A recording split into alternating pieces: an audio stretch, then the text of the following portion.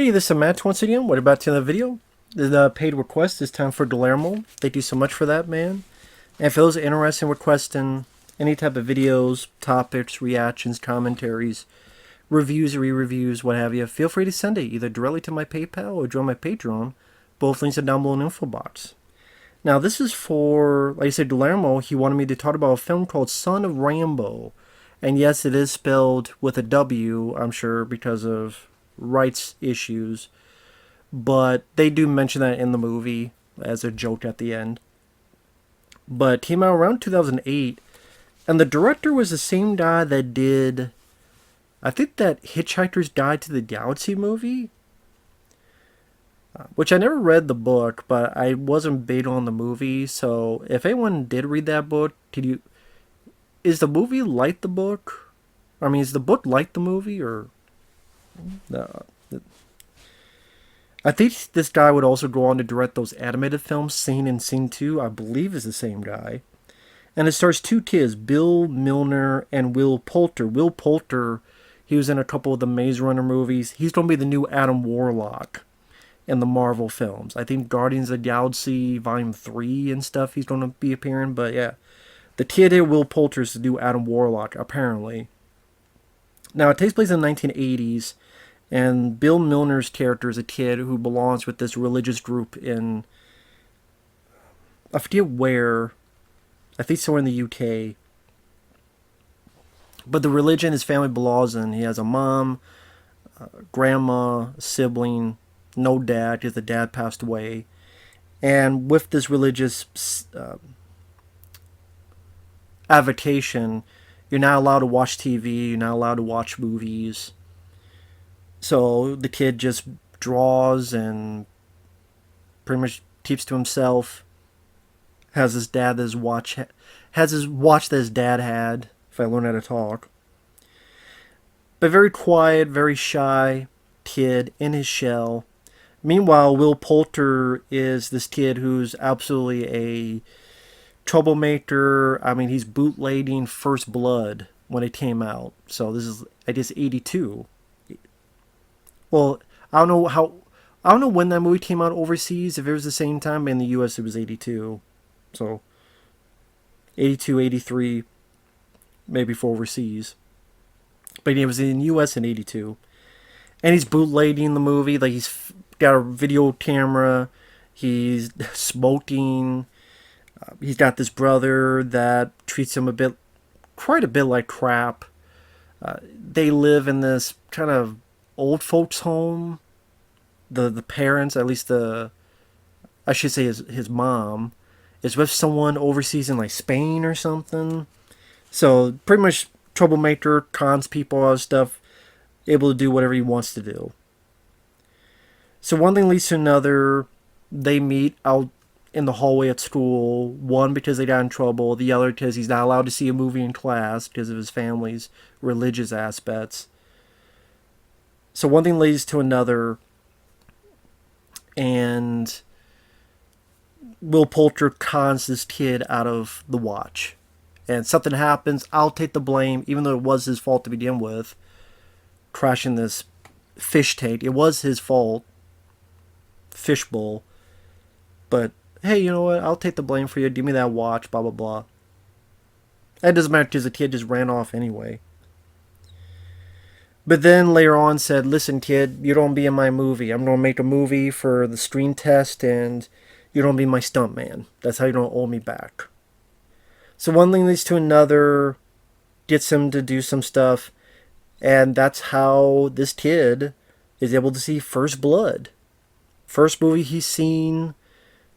And they do get footage from First Blood. Like, they get Stallone, you get to hear his dialogue. You get to hear Brian Dennehy's dialogue, Richard Crenna's dialogue, a good supply of body bags, or don't push out if you war you won't believe. Let it go. Let it go. And the film itself is a sweet, charming film. A big part of it is that because, I mean, look at me. I mean, look at my username. Look at the poster behind me. I know that's Cobra, but still Stallone. I can relate to this kid a lot. Being a big fan, you know, how captured he is by First Blood, and after that, he runs out and he imagines his scarecrow as a villain and that he's the son of Rambo and he's going to rescue his dad. And I do wish they were able to get the Jerry Goldsmith music, because it seems like for the most part they were not able to get that. Because there's a scene where I don't remember the character's name, so I'll say the actor's names. The shy kid Bill is hiding, and he's looking at the movie, and I think he's taping the movie to another tape for his brother or whoever, or I guess whoever wants it, not his brother. And the opening credits play, and I'm like, what the fuck is this music? Like, this music isn't Jerry Goldsmith. This is like music they made up for the film. So I find it weird. Like, they got the footage. They show a decent amount of clips, like a little montage of Stallone falling and with the arm and with the machine gun and driving the truck through and with the motorcycle. Like, quite a few bits of scenes. Again, they get dialogue from 3 of the actors. So it's weird, like, they could get the rights for that, but I guess they could not get the rights for the most part for the music. Because I'm just thinking, if the kid runs out and you're hearing Jerry Goldsmith Rambo, First Blood theme, as he's thinking of Rambo, I think that would have made the scene even more impactful. Plus, I'm a big fan of that music, so it's always nice to hear that. So I think that would have been a nice, welcome addition. Plus, again, as many times as I've seen First Blood, because I love the film, I love all 4, and yes, there's only 4, the first 4 Rambo films to me. Fuck the last one. I've seen that movie multiple times. When the opening credits, and I'm like, what the fuck? That's not the music. What the hell music is this?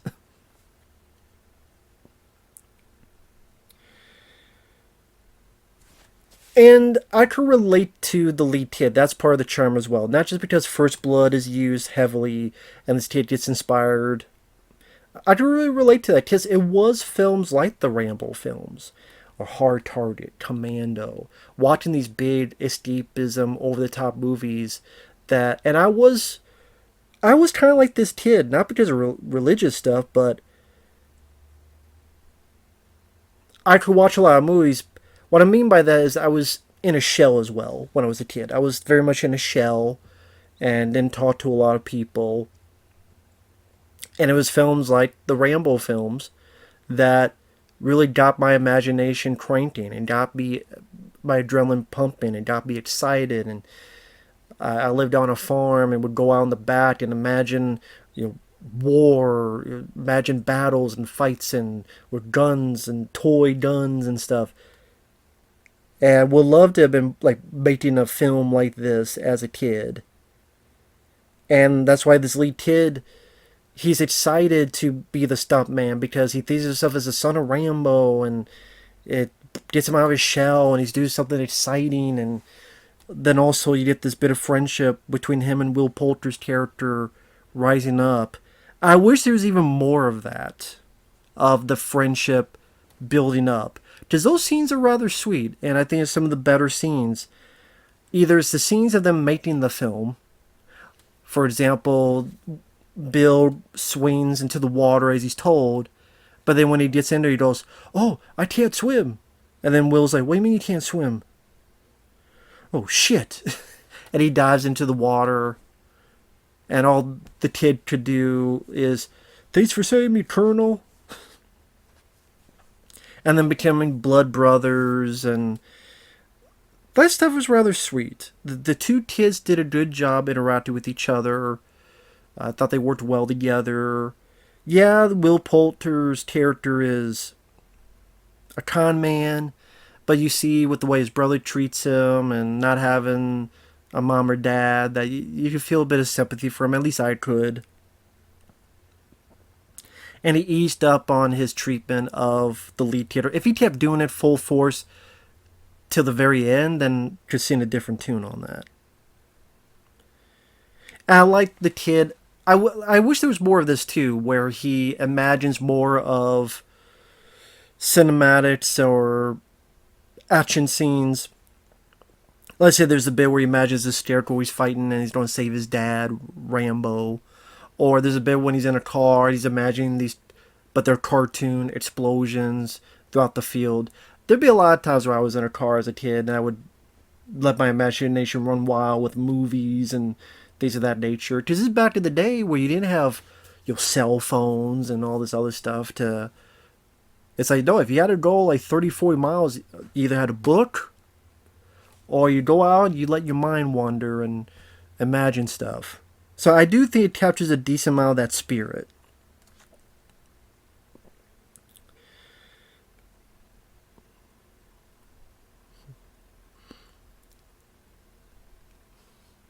Sorry for the pause. I try to find the right way to put it. Well, I guess the thing that sucks about the film, and I do like the film. I think it's a. If you're a fan of the Rambo films, at least First Blood, and you can relate a bit to the story, it's worth a watch. One thing I don't like about it, getting more into spoilers, starting now, is they have this subplot with this French kid, and it's a foreign exchange student that comes in, and because he's, I guess to them, part of the new craze or new wave, how you want to put it, so he becomes popular and he gets a brethren of kids following him, and he's like random bits of like they're on bicycles as a group and the French kid shoots a bird and it hits another kid behind him, or he's just there kissing each girl and they're all lined up, and then gets to the point where he wants to be in the film as well because he always wanted to be an actor. Now, if it get to a point where, okay, now it's going to be a third party and show how all three of these become friends, like maybe the French and Will Poulter get mad because one thinks the other's taking the attention away from our lead kid. He was my friend first. Hey, I treat him better. Like you could have had that where the French kid is treating Bill Milner's character better, but Will's like, hey, I met him first and I got him into this movie, and then maybe he wants to try to treat him better, or I'll treat you well, but I'm not going to kiss your ass. Did you have maybe that friction going on? But that wasn't really, as I stutter, wasn't the case.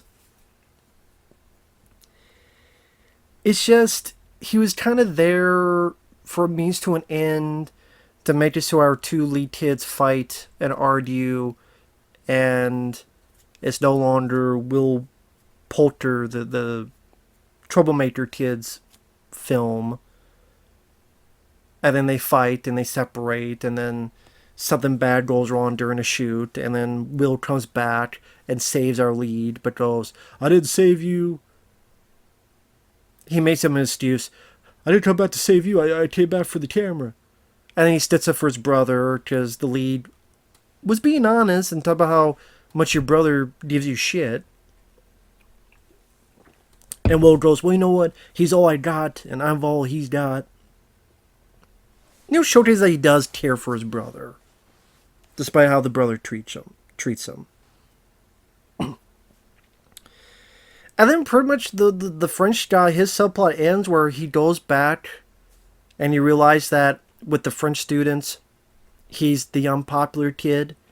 He was just popular with this group here, and it's the only time he will be popular, and that's how his story ends. And it honestly made me think you could take all this stuff out with the French kid, if that's the case. You did not need it. I thought it just was not fluff pieces, but it was just inconsequential in the long run, in my opinion. Because the character wasn't really that interesting. They didn't really make him that interesting of a character, at least to me, in my opinion.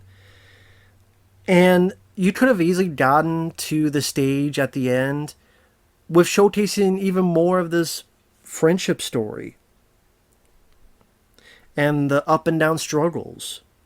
And maybe Will Poulter is a bit sticking up for the lead kid because of his family, or there's actually another subplot, and that's another thing, this is being filled a bit too much with subplots where the religious folks are telling the mom, you need to straighten your kid up because he's watching these movies and doing this and that, and it's the devil. So you have that subplot going on. You have making the movie subplot. You have the French kid subplot. And it just felt like one too many subplots. Again, if you don't have the kid, have it be like this trilogy of friends. Maybe that could be interesting. If not, just take them out and use that time that you're spending with this kid to, again, develop more scenes of our two leads together, bonding. Again, maybe the troublemaker sticks up for the lead and say, hey, you know what, you shouldn't treat him like that. Or, you know what, he didn't do anything wrong. Or, what are you doing? That's stupid. That's bullshit. He should be able to watch what he wants to watch, or he should be able to do this. Like, just stick up for him.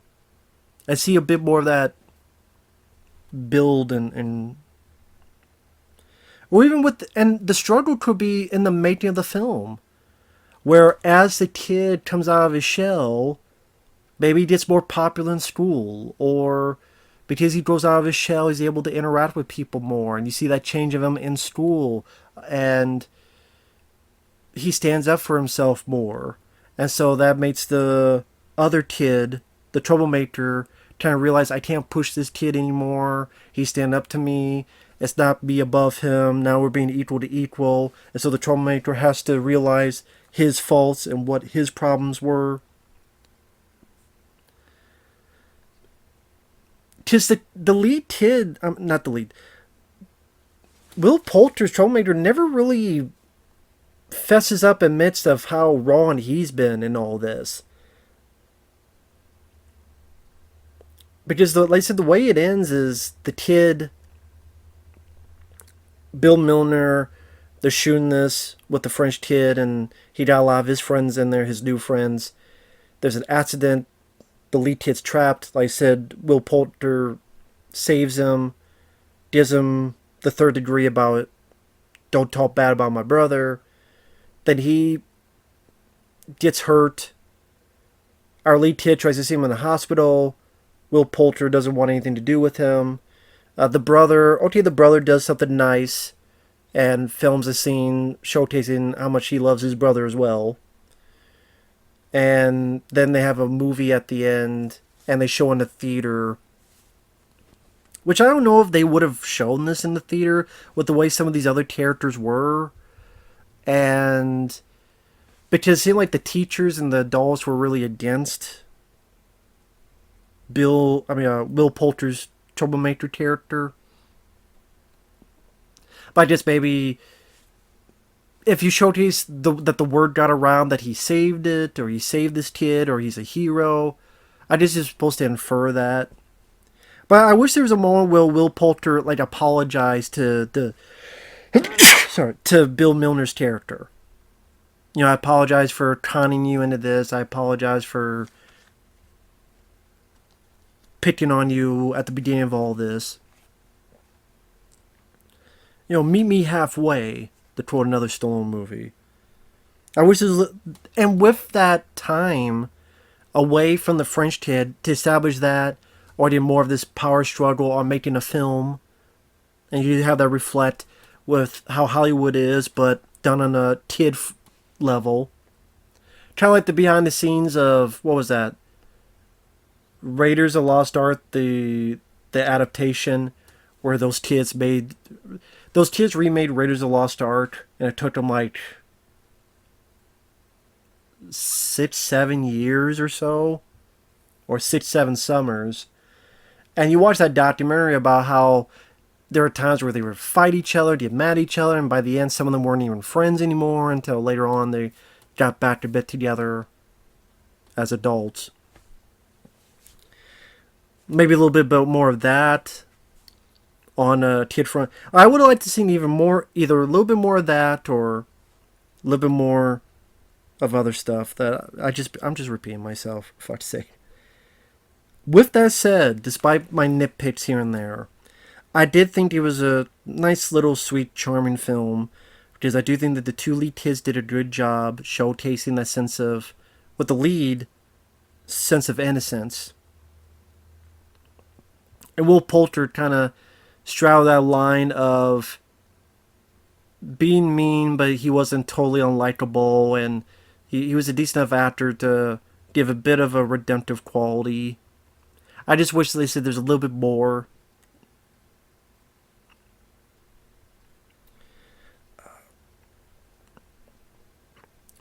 Like I said, the imagination, them making a film and the way it's shot, and they do capture that low budget video camera feel when you see the movie within the movie, and how they're trying to make the movie, and the kids you're trying to act, and it comes off bad, but it's kind of a charming quaintness to it.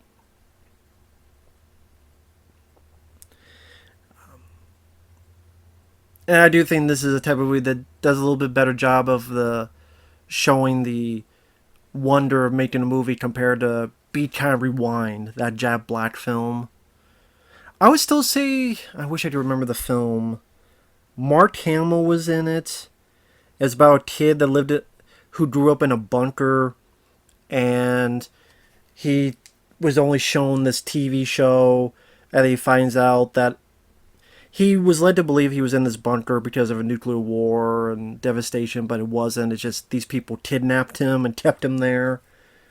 And as he gets out, he realizes the show he was watching was a fake show that Mark Hamill and his non-dad and non-mom made, and he wants to finish it. Like, that would say I like a bit more than this, and I liked it so much I forgot the title. I'm just bad with titles, along with a lot of stuff. What can I say?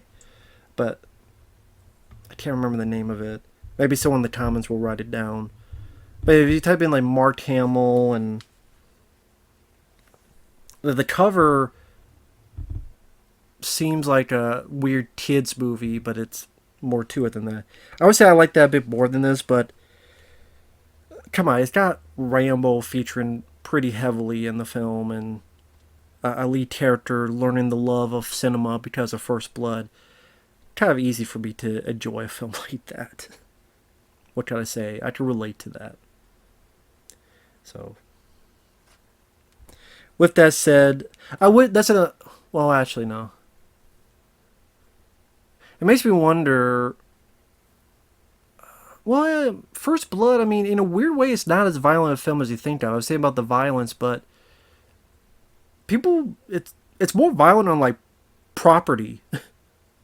I mean, the only people that die is technically one person, and he fell off a helicopter because he didn't wear a seatbelt and he was an asshole. That's why First Blood, in a way, is not as violent as people make it seem. Maybe the intensity, but it's not. Again, it's not like Rambo 4. Now, if these kids saw Rambo 4, which is ironic, I think this came out 2008, the same year as Rambo 4. Maybe they have a different experience, I don't know. But Rambo 4 is awesome as well. So with that said, thanks for watching. Take care. We'll see you guys later.